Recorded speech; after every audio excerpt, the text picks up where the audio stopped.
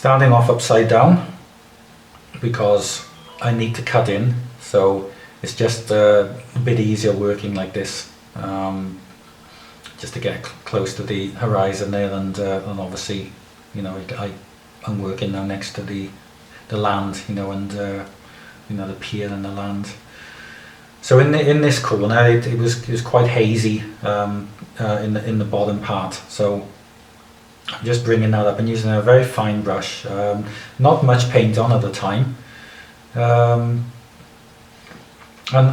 just basically trying to sort of spread it out so that it's natural. It's not clumpy. I'm just working on a bit at a time, and you just build it up nice and easy, going over the clouds are already there, and sort of, you know, getting to sort of merge in, and just keeping it natural, you know.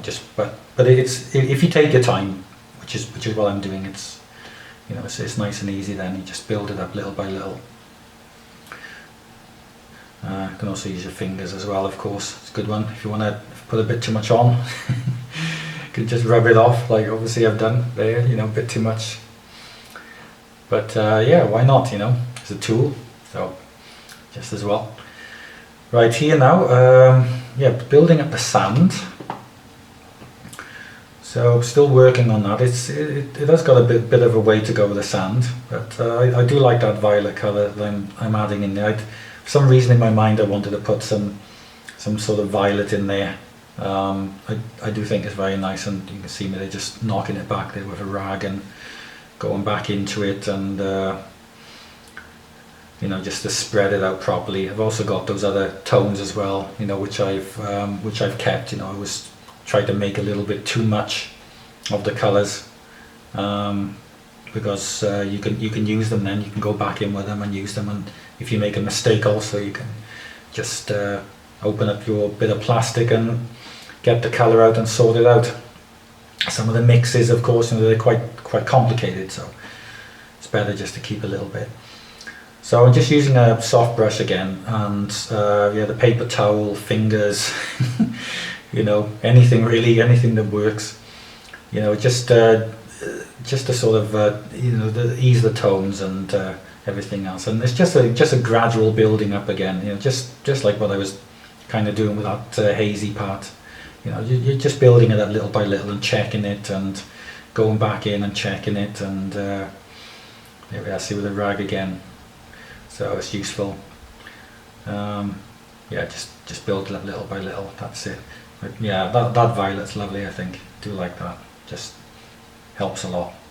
I've also got to try to keep in mind the lay of the land as well. It's not just a flat beach. There's yeah, there's some sort of dimples in the sand, ridges maybe, and also you've got wet areas and dry areas. So and you know, perhaps different colorations in the sand as well. So I've added some details, some dogs running around and stuff like this. Probably all of those footprints are from dogs, I'm thinking. Some of them are definitely from dogs, because you could almost imagine the thing just, you know, just running around and, you know, turning sharply and then running back. So I'm sort of keeping that in mind, you know. I'm sort of thinking, right, you know, it's going to do a sharp turn, and you know, what's that going to look like? You can have the sand sort of kicked up a little bit, and then you've got obviously, you know, humans there too. They also have to get there somehow. So yeah, I've got the kite blocked in there. Of course, you can see the fisherman is going to be on the right side. You can just see him. He's going to be sat down with a long line, because he's quite away from that from that sea, isn't he? But it was like this. Of course, you got the guy flying the kite, and then there's going to be a person on the bottom left with a dog, I think. So that'll all be at the end, because there's no point adding it right now. I'm trying to, I mean, when I'm working sort of from back to front, you know. So anything that's going to be in front of something that's going to be done later, you know. So here, you know, just adding in those effects and just going over it, very soft brush, just little by little, just, you know, just keep building it up, you know, nice and easy, nice and steady, and you know, you'll get there. The soft brushes are really great for this. You can see me using my finger there again just to smooth it out, and also going over the clouds a bit, sort of knocking those tones back a little bit.